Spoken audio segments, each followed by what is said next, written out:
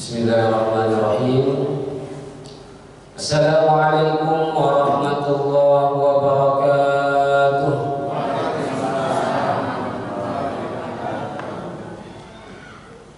Alhamdulillahi rabbil alamin. Alhamdulillahil malikid dayyan. Wassalatu wassalamu ala sayyidina Muhammadin wa ala alihi wa ashabihi wa man tabi'ahum bi ihsanin ila yaumiddin. Asyhadu an la ilaha illallah wahdahu la syarika lah, al-munazzahu 'anil jismiyati waz zamani wal makan. Wa asyhadu anna sayyidana Muhammadan abduhu wa rasuluhu sallallahu alaihi wasallam alladhi khuluquhul Qur'an. Allahumma barik lana fi Rajab wa Sya'ban wa ballighna Ramadan. Allahumma anfa'na bima 'allamtana wa 'allimna ma yanfa'una wa zidna ilman tanfa'una. Rabbi shrah li sadri wa yassir li amri wahlul 'uqdatam min lisani yafqahu qawli. Allahumma ja'alna minal ladzina yastami'una al-qawla fayattabi'una ahsanah. Yang kami hormati dan kami muliakan segenap pengurus Masjid Al-Kautsar, ketua umum beserta jajarannya. Yang kami hormati dan kami muliakan juga para imam masjid, para muazzin, para alim ulama, orang-orang tua kami, tokoh masyarakat, cerdik pandai, ketua RW, ketua RT, ketua pemuda, ketua majelis ta'lim, ketua remaja masjid, bapak-bapak dan ibu-ibu, yang besar tak dihimbau gelar, yang kecil tak disebut nama. InsyaAllah kita semua senantiasa diberkahi, dirahmati dan diridhai oleh Allah Subhanahu wa ta'ala. Amin ya rabbal alamin. Bersyukur kita kepada Allah dengan ucapan alhamdulillahi rabbil alamin. Bersolawat kita kepada baginda Rasulullah sallallahu alaihi wasallam dengan ucapan Allahumma salli ala sayyidina Muhammad wa ala ali sayyidina Muhammad. Assalamu alayka ya Rasulullah, assalamu alayka ya Habiballah. Bapak ibu ayah bunda, apa kabar? Sehat semua? Alhamdulillah sehat ya. Nikmat yang besar itu salah satunya adalah nikmat kesehatan. Tapi kadang-kadang kebanyakan kita itu suka lupa, ya, suka lupa atas nikmat sehat. Kadang-kadang kita tidak merasa kalau nikmat itu, kalau sehat itu adalah nikmat.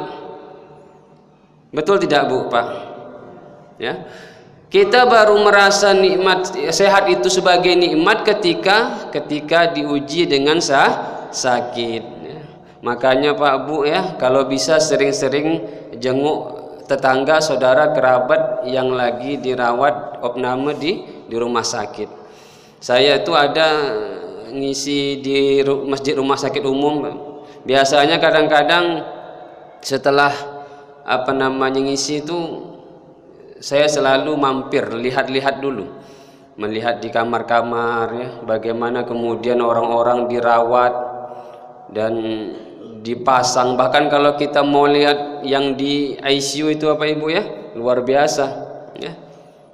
Dipasang selang dari mulut, pasang selang dari hidung, pasang selang, ya Allah, mengerikan.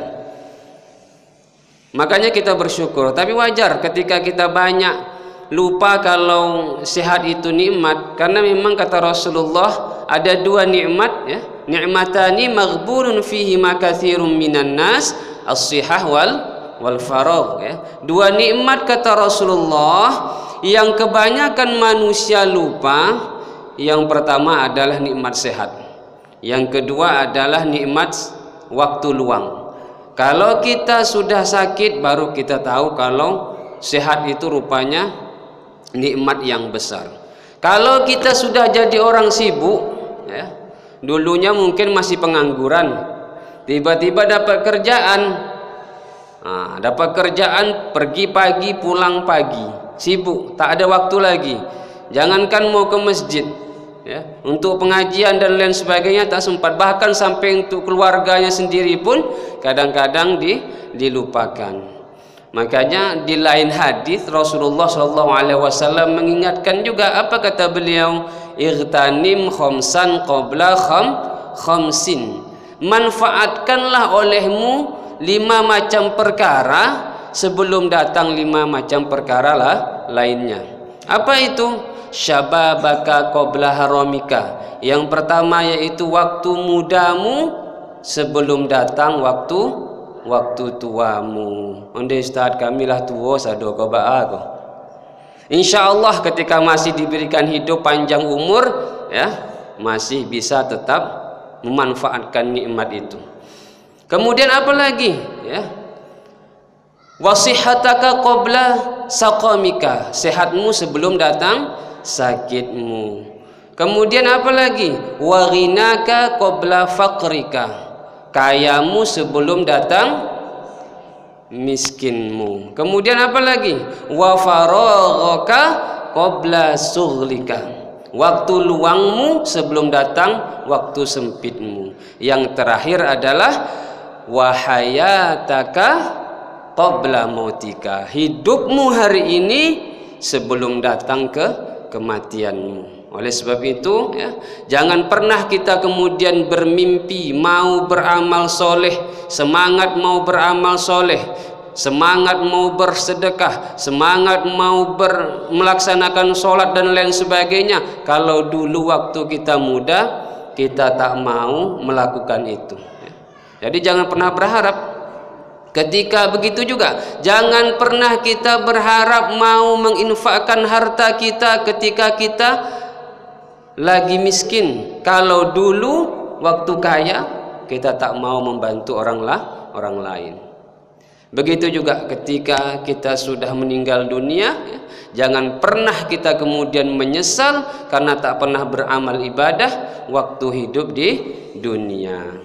Bapak ibu ayah bunda yang dirahmati Allah subhanahu wa ta'ala, alhamdulillah pada malam hari ini insyaallah, ya, kalau biasanya mungkin spesialisasi Ustadz Hasbullah ini ekonomi syariah, ya, ekonomi syariah atau fikih dan lain sebagainya.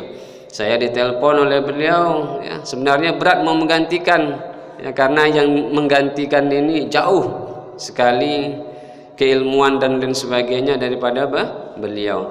Tapi insya Allah ini semua kita niatkan yang pertama sebagai silaturahim, ya, silaturahim. Yang sebelumnya saya belum pernah jumpa sama bapak ibu, insya Allah pada malam hari ini kita berjumpa, sudah dapat 1 pahala, ya. Bahkan dalam hadis lain, ya, siapapun yang mau dipanjangkan umurnya dan diberkahi rezekinya maka falyasil rahimah, maka sambung silaturahim. Bapak ibu ayah bunda yang dirahmati Allah subhanahu wa ta'ala, pada kesempatan yang berbahagia ini kami ingin sedikit mengupas ada beberapa kata-kata hikmah, kalimat yang penuh dengan hikmah yang berasal dari orang-orang yang mempunyai hikmah, yang mana tertuang dalam kitab Nasaihul Ibad. Kitab Nasaihul Ibad ini Bapak Ibu dan dirahmati Allah Subhanahu wa taala, ini sangat terkenal sekali, ya. Mungkin semua kita banyak yang tahu tentang kitab ini, yang mana pengarang kitab ini Bapak Ibu yang dirahmati Allah merupakan seorang yang alim, seorang ulama Nusantara yang bertaraf internasional. Siapa beliau? Beliau adalah Syekh Nawawi bin Umar Al-Bantani Al-Jawi Asy-Syafi'i, ya. Kalau dilihat dari namanya, orang mana kira-kira? Orang Banten. Jadi dulu Bapak Ibu yang dirahmati Allah, ya, itu banyak sekali ulama-ulama Nusantara yang bertaraf internasional, ya, yang bahkan mengajar di Masjidil Haram dan juga menjadi imam di Masjidil Haram. Saya pernah juga jadi imam di Masjidil Haram, tapi pas bawa jamaah umroh.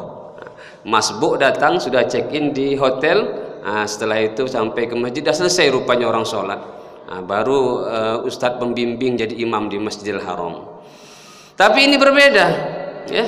Ini adalah ulama Nusantara yang mempunyai keilmuan yang luar biasa, ya. Fakar dalam bidang fikih, yang kemudian mengajar di Masjidil Haram dan menjadi imam di sana, ya. Dan ulama Nusantara itu jumlahnya banyak yang seperti itu, Bapak Ibu. Jadi ada juga kalau kita lihat yang dari Sumatera itu ada Syekh Abdul Rauf As-Singkili dari Aceh. Ini juga ulama Nusantara yang mengajar, yang menjadi imam di Masjidil Haram. Ada lagi kalau di seberang, ya, di Sumatera Barat ada Syekh Khatib Al-Minkabawi. Siapa, Bu? Syekh Khatib Al-Minkabawi.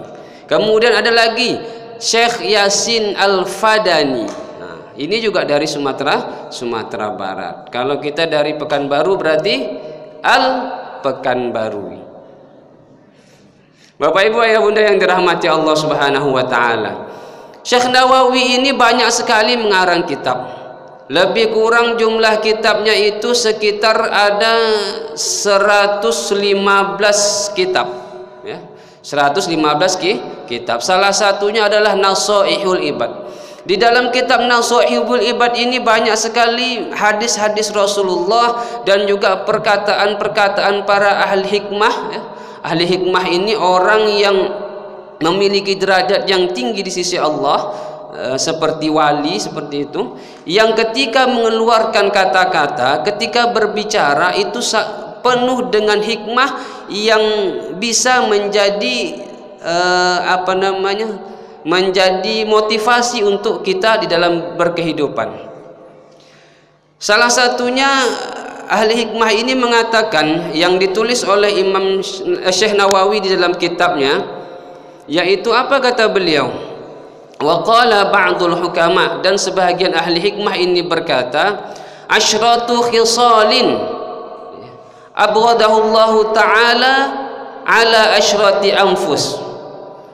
Ada 10 macam sifat yang buruk, yang mana 10 macam sifat yang buruk ini, tentu kalau sifat buruk kira-kira disenangi atau dibenci Allah, Bu? Dibenci Allah. Sifat buruk ini dibenci Allah. 10 sifat buruk ini dibenci Allah, tetapi lebih Allah benci ketika 10 sifat buruk ini ada pada 10 orang manusia, ya. Ada pada 10 orang manusia. Yang pertama adalah al-bukhlu minal aghniya, yaitu orang sifat bakhil. Bapak Ibu tahu bakhil? Bakhil itu pelit. Kalau bahasa Minangnya apa? Sempit. Saya ndak orang Minang, Bu. Kalau saya pakai nama tuh, kalau mau ditambahi di ujung nama tuh Al-Indragiri. Nah, saya berasal dari Indragiri, sekampung sama Ustaz Asbullah. Ya. Jadi al-bukhlu minal aghniya, sifat yang pertama, sifat buruk yang pertama yang dibenci Allah, tapi lebih Allah benci ketika sifat bakhil itu ada pada orang yang kaya.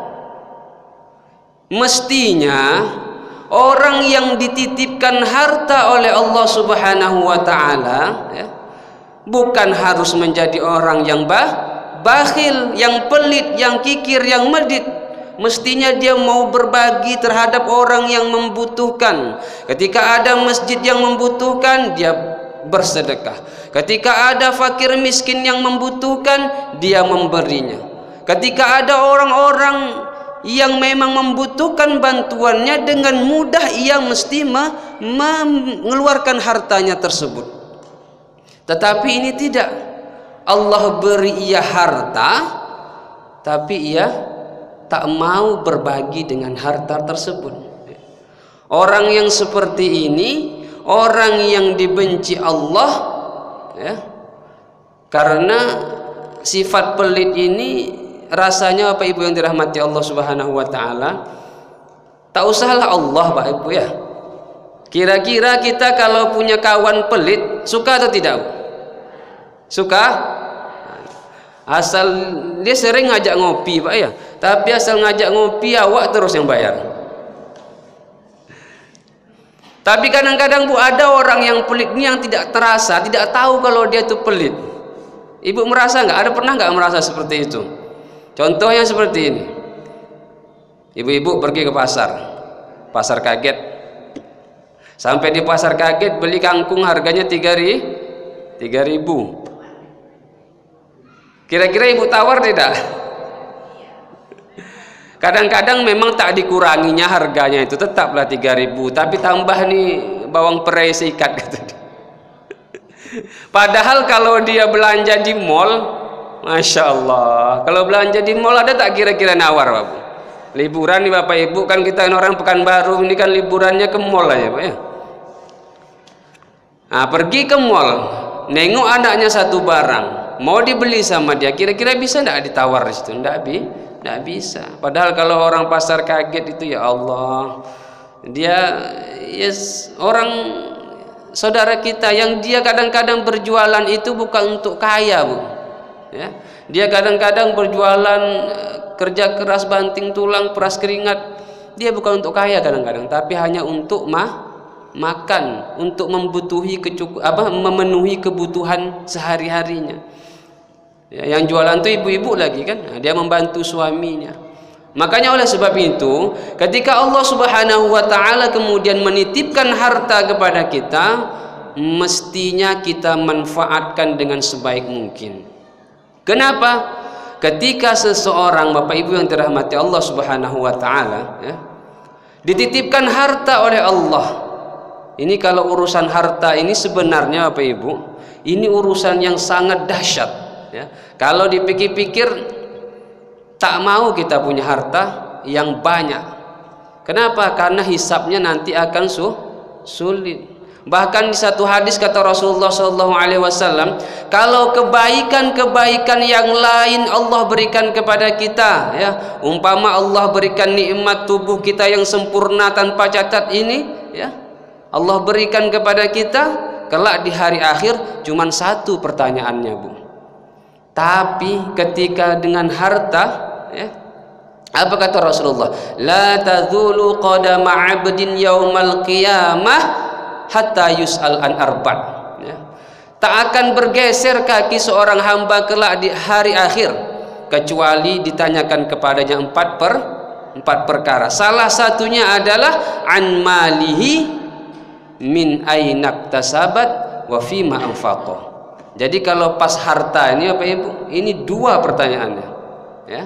Yang satunya adalah dari mana ia dapatkan. Kalau pertanyaan pertama lulus dia selama ini bekerja mencari nafkah, mencari harta di dunia ini ya, dilakukannya dengan cara-cara yang baik ya. Dia tak pernah korupsi, dia tak pernah mencuri, dia tak pernah mengambil hak orang lain.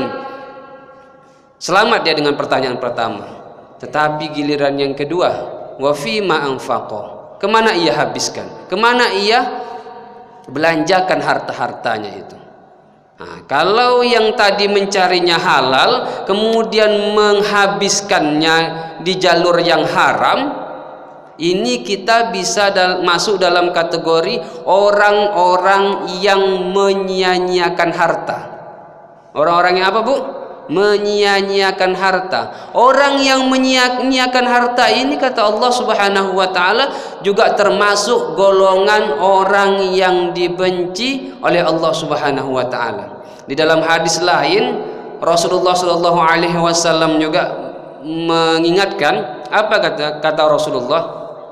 Innallaha kariha lakum thalatha. Sesungguhnya Allah itu benci terhadap kalian atas 3 perkara. Biasanya Bu, ini kalimatnya ini kalimat penegasan, menggunakan kata-kata kariha, menggunakan kalimat kariha. Biasanya Allah ini kalau di hadis-hadis yang lain ketika tak suka pada sesuatu itu bahasa yang Allah sampaikan tuh innallaha la yuhibbu. Allah tak suka kepada sesuatu, Allah tak cinta kepada sesuatu. kata-katanya lebih lembut, ya. Tak suka, memang tak bagus juga, tapi kata-katanya lebih lembut, ya. Kalau bapak dibilang bapak ini sebenarnya bukan jelek tapi tidak tampan. Nah, begitu bahasanya. Dan ini hadis ini kalimatnya yang digunakan tuh dengan kalimat kariha, dibentuk penegasan. Allah itu betul-betul benci terhadap siapa? 3 perkara di antara kalian, ya.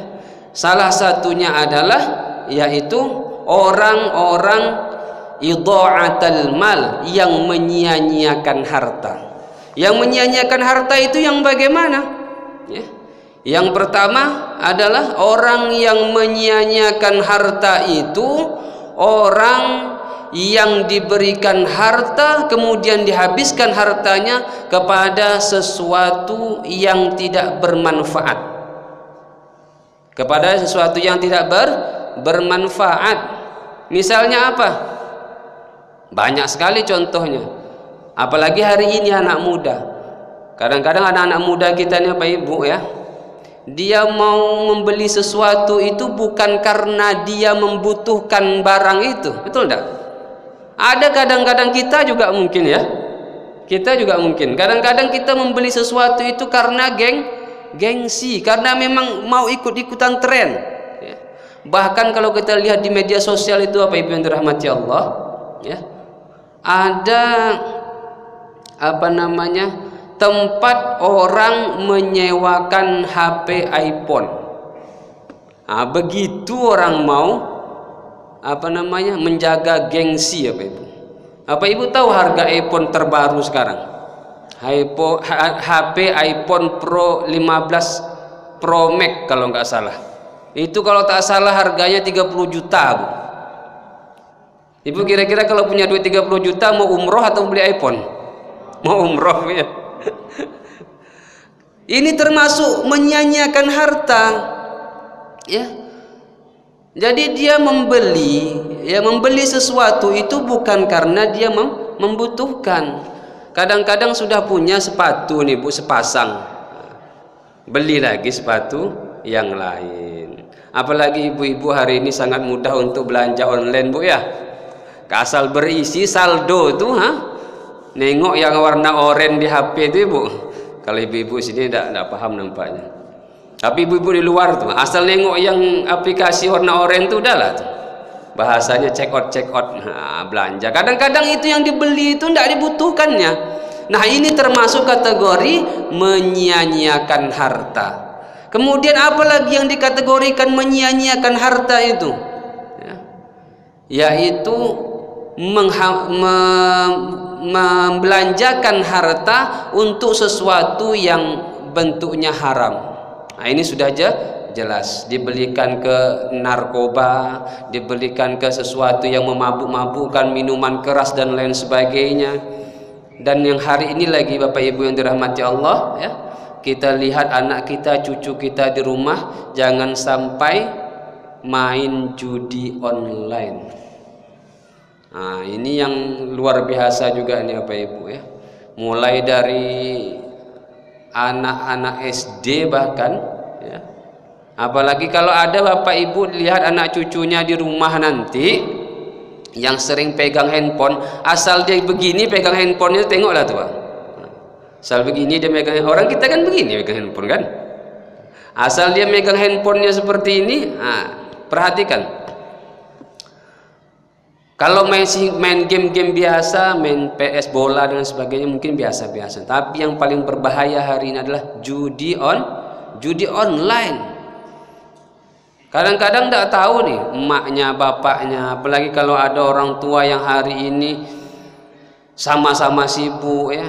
Bapaknya sibuk bekerja di kantor, ibunya sibuk berkarir dan lain sebagainya. Nah, makanya jangan sampai anak-anak ini, ya, kita cari duit itu untuk siapa? Untuk anak-anak kita, untuk kita selamatkan anak kita itu, ya. Untuk kita bahagiakan anak kita itu, kita mencari uang mati-matian, bekerja keras, pergi pagi, pulang pagi, ya.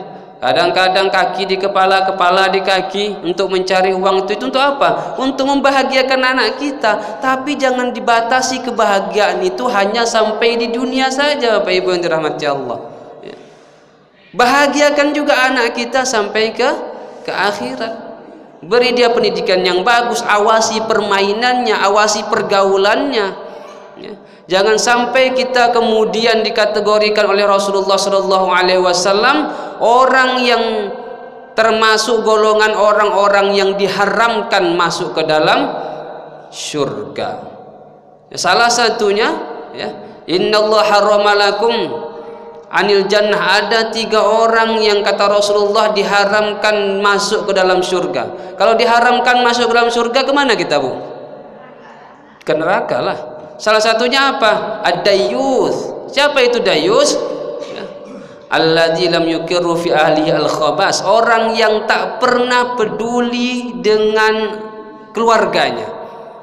Dia tak cemburu, dia tak marah ketika dilihatnya anaknya pergi dijemput perempuan laki-laki, berboncengan di jalan, dibiarkannya anaknya. Ketika anaknya main game online, apalagi sampai main judi online, tahu dia, kemudian dia tak menegurnya, maka bisa-bisa dikategorikan kita ini sebagai ad-dayyus, orang yang tak peduli, tak cemburu dengan anak-anak kita, dengan keluarga kita, yang bermaksiat kepada Allah Subhanahu wa taala. Kita asyik pergi ke masjid, berzikir, ngaji, sholat jamaah, tapi bagaimana dengan anak-anak kita? Bagaimana dengan cucu-cucu kita? Nah, ini juga mesti kita perhatikan. Karena apa? Karena Allah itu pengennya tidak cuma kita yang masuk surga, anak cucu kita juga masuk surga. Makanya kita disuruh menjaga keluarga-keluarga kita dari api neraka. Bapak Ibu ya Bunda yang dirahmati Allah Subhanahu wa taala. Nah, perkara harta ini yang diberikan kepada orang-orang yang kaya, ketika dia pelit, ketika dia bakhil, ketika dia tak mau berbagi, maka dia akan dikategorikan orang yang dibenci oleh Allah Subhanahu wa taala. Kalau kita lihat firman Allah itu luar biasa. Kalau orang yang pelit itu pasti Allah persulit segala sesuatu tentang dirinya. Wa amma man bakhila wastaghna. Sesiapapun, wa amma man bakhila wastaghna, yang bakhil, Allah langsung mengatakan dengan kalimat bakhil. Sesiapapun yang bakhil, wastaghna, dan merasa cukup atas dirinya. Artinya apa? Dia merasa cukup dengan dirinya karena harta yang ia miliki. Dia merasa cukup dengan dirinya karena tidak membutuhkan orang lain. Wa kadzdzaba bil husna, dan kemudian dia mendustakan kebenaran. Fasanuyassiruhu lil usra, maka kami akan memberikan jalan yang sulit baginya. Kira-kira kalau kita punya harta, Pak Ibu, kemudian kita berikan kepada orang lain, kita rajin bersedekah, kita mau berbagi kepada sesama, ada enggak ceritanya orang yang sering berbagi, orang yang dermawan itu jatuh miskin? Tidak ada. Tidak ada sejarahnya. Justru orang yang pelit, yang hari ini sejarahnya masih kita ketahui, siapa dia? Qarun.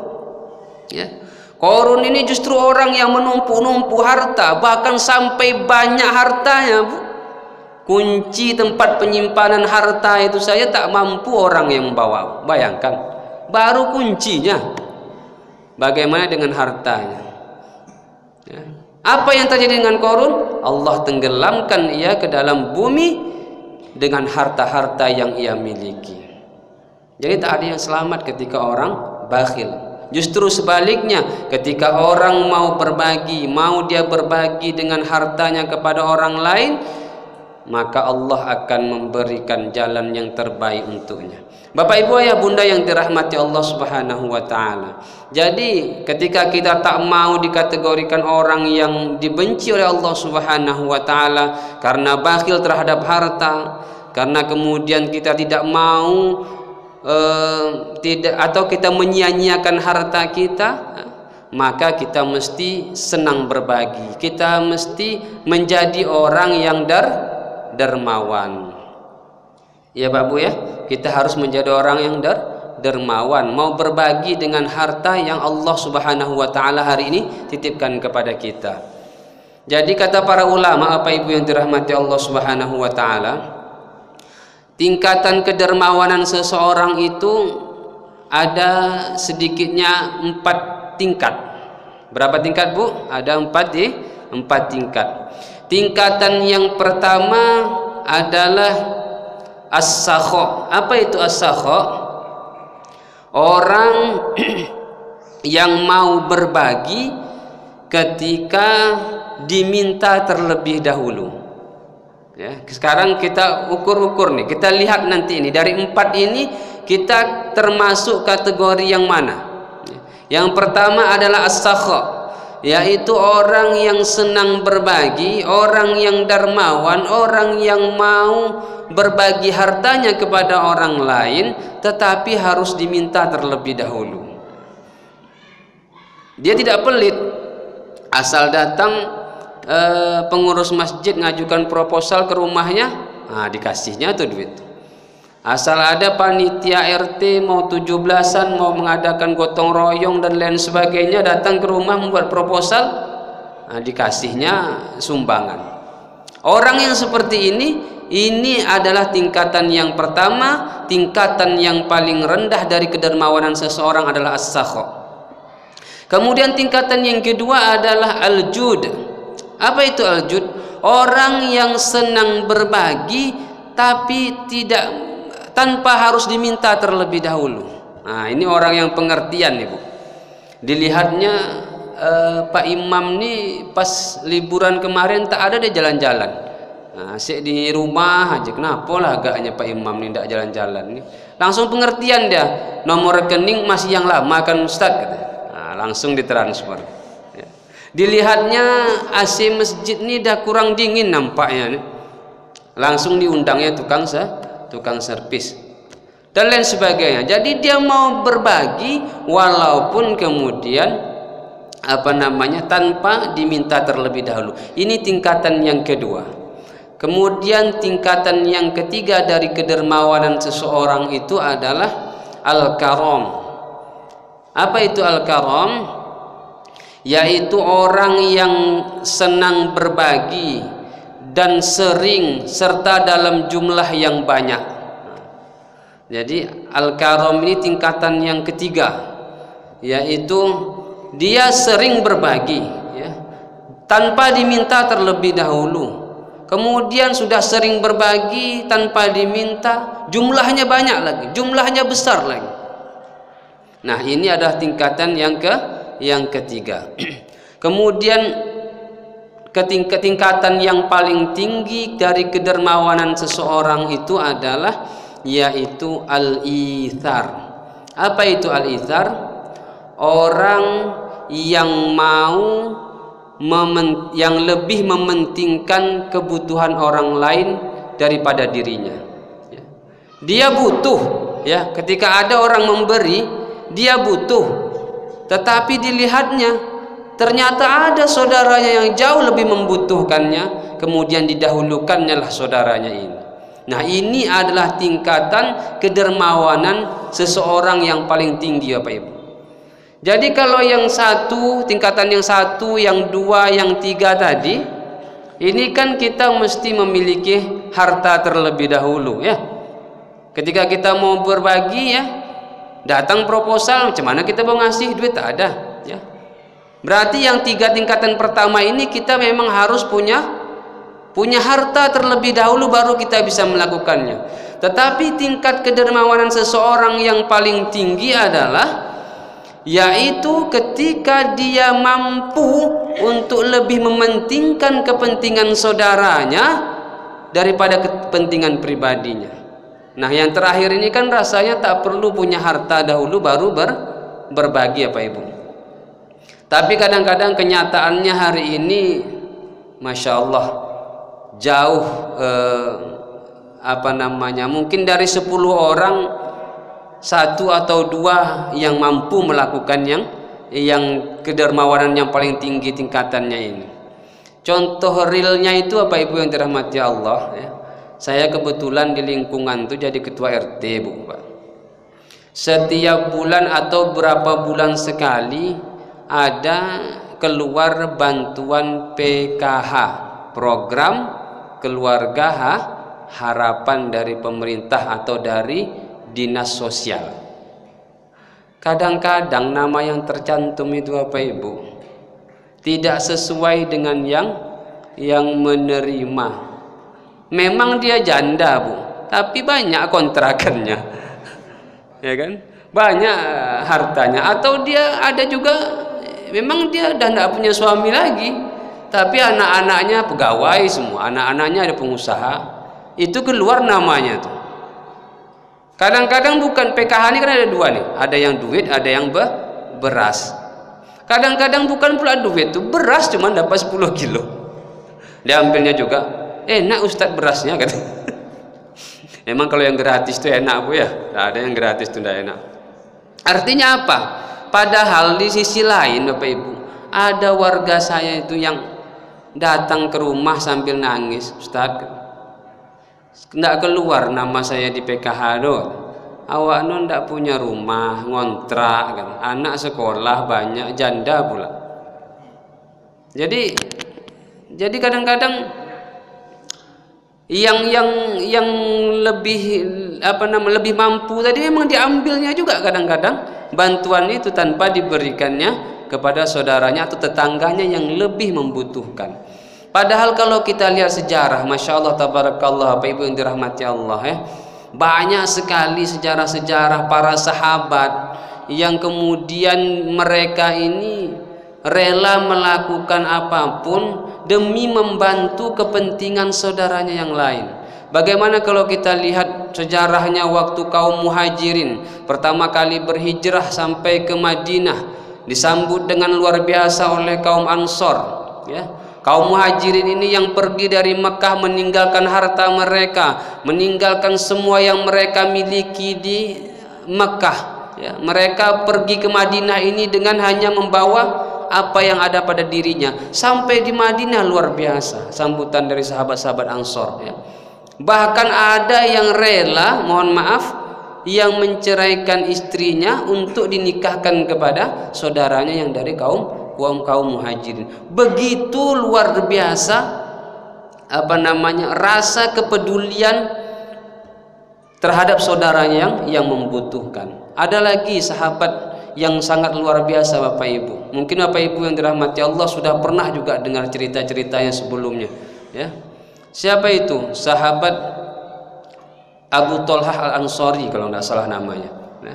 Beliau ini apa yang dilakukan ketika sekali waktu datang seorang tamu kepada Rasulullah ya, minta bantuan untuk diberikan makanan.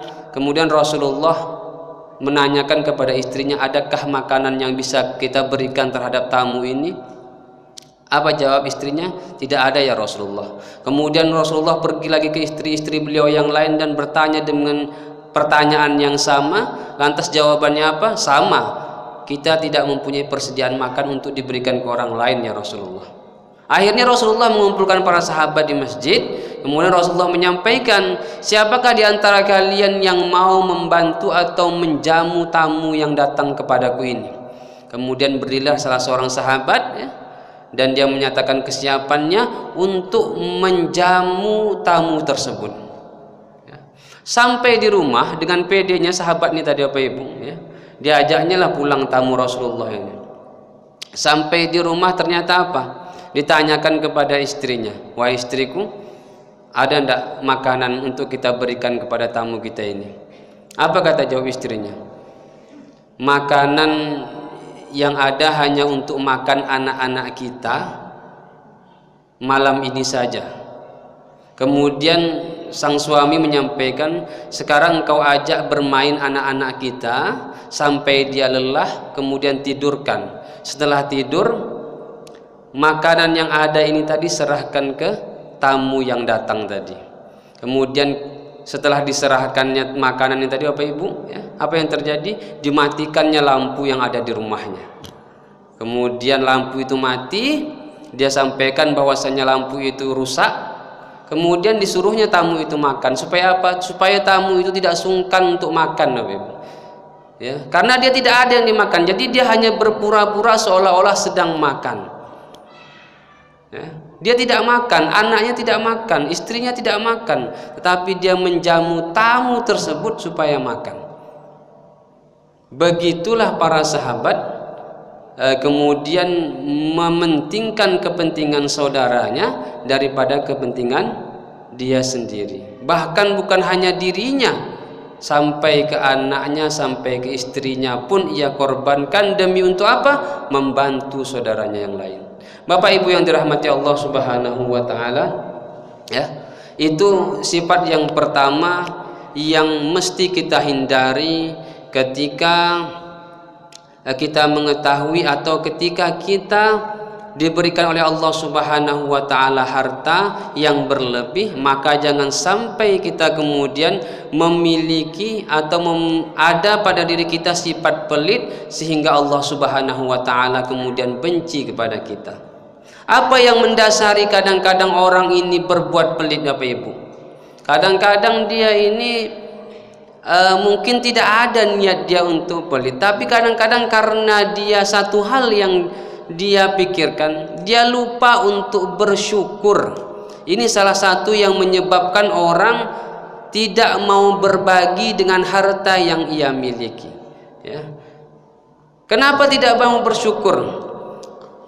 Kalau seandainya ia mau bersyukur, maka pasti ia akan mudah untuk berbagi, ya. Padahal ketika kita mau bersyukur dengan apa yang kemudian kita miliki hari ini, maka Allah pasti akan memberi lebih terhadap apa yang kita miliki hari ini. Jadi intinya seperti ini Bapak Ibu yang dirahmati Allah Subhanahu wa taala. Ketika Allah Subhanahu wa taala memberikan satu kebaikan kepada diri kita, ya, itu artinya Allah ingin kebaikan itu terus berlaku untuk kita. Misalnya ketika Allah memberikan harta untuk kita, ya, memberikan harta untuk kita, Allah ingin harta itu menjadi kebaikan juga dengan kita. Makanya salah satu caranya adalah dinafkahkan kepada jalan yang baik. Kita sedekahkan harta itu, kita bagikan kepada orang yang lain. Begitu juga ketika Allah Subhanahu wa taala memberikan kebaikan berupa tubuh yang sempurna, kaki yang mampu melangkah, mata yang mampu melihat, telinga yang mampu mendengar, ini semua Allah Subhanahu wa taala berikan kepada kita untuk menjadi kebaikan lagi. Begitu, ya. Kita gunakan hal tersebut untuk kebaikan yang lain. Karena Allah tahu hanya dari sisi ini kita mampu melakukan kebaikan. Misalnya Allah berikan harta tadi kepada kita. Allah tahu kita beribadah itu mampunya dengan harta, maka gunakan harta itu untuk kebaikan. Allah tahu kita tidak mampu untuk sering berpuasa sunnah. Allah tahu kita tak mampu sering membaca Al-Quran, sering berzikir, ya, sering mendengarkan pengajian dan lain sebagainya. Tapi Allah tahu kalau diberikan harta kepada dia, maka dia pasti akan memberikan kebaikan-kebaikan yang lain, ya. Begitu juga Allah ini berikan kita kaki yang sempurna, yang mampu melangkah. Allah mau dengan kaki itu kita berikan kebaikan lagi. Dengan cara apa? Melangkahkannya ke masjid, melangkahkannya ke tempat-tempat yang baik. Begitu juga dengan harta yang hari ini Allah Subhanahu wa taala titipkan kepada kita. Bapak dan Ibu, ayah bunda yang dirahmati Allah Subhanahu wa taala, semoga kita terhindar, ya, dari sifat-sifat tercela yang mampu mendatangkan kebencian dari Allah Subhanahu wa taala. Yang pertama tadi adalah yaitu al-bukhlu minal aghniya. Mudah-mudahan apa yang kami sampaikan pada kesempatan kali ini dapat bermanfaat, ya, Sebenarnya masih banyak lagi yang ingin disampaikan karena masih ada 9 lagi Bapak Ibu. Mudah-mudahan dapat kita baca-baca di tempat yang lain, atau mudah-mudahan dapat kita bersilaturahim kembali sehingga kita bisa lanjutkan ke kajian-kajian berikutnya. Amin ya rabbal alamin.